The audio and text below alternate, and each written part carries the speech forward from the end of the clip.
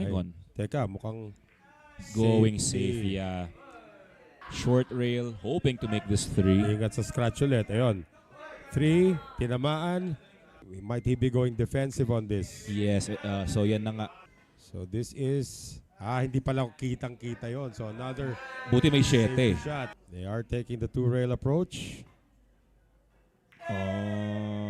Not bad. Thinning this 3 ball. Nakakonsentrate siya sa pato kung saan pupunta. Tumama nga lang sa 8 May talaga. halong kabog na rin, siyempre. Madayan nga hindi raw. Or papatong nila from 2 rails lang, pwede. Ayan. Ayan.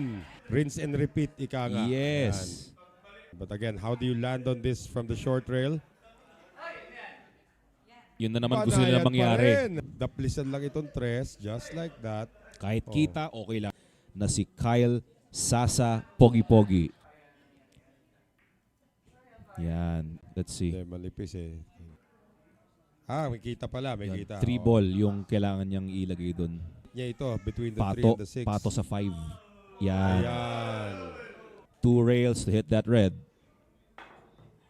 Oh, yay. Uh-oh, eto na.